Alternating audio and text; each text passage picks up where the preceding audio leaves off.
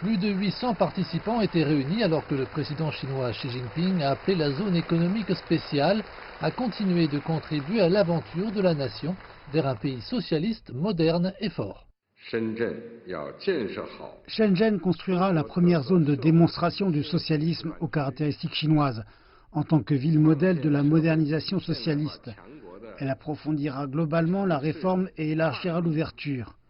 Elle doit également promouvoir la construction de la Grande Baie Guangdong, Hong Kong, Macao, enrichir la mise en œuvre d'un pays de système et prendre les devants dans la réalisation de la modernisation socialiste. Des entrepreneurs et des employés ont également pris la parole lors de cette célébration. Ils ont apporté de vastes contributions aux énormes changements dont Shenzhen a été témoin au cours des 40 dernières années. Mais ces 40 dernières années pourraient n'être qu'un début.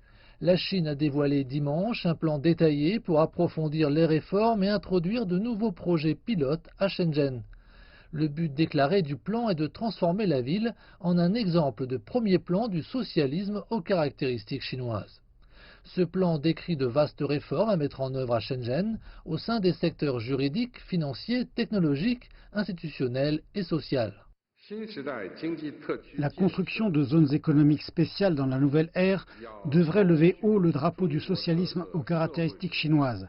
Nous allons avancer vers une nouvelle étape de développement, mettre en œuvre les nouveaux concepts, promouvoir un développement de haute qualité et construire un nouveau modèle. Nous allons faire progresser la réforme et l'ouverture à partir d'un point de départ plus élevé et ouvrir un nouveau chapitre dans la construction de zones économiques spéciales. Poussé par le développement de la région de la Grande Baie Guangdong, Hong Kong, Macao, ainsi que par la promesse de ces nouveaux projets pilotes, les attentes sont fortes de voir Shenzhen faire avancer et consolider la réforme et l'ouverture de la Chine.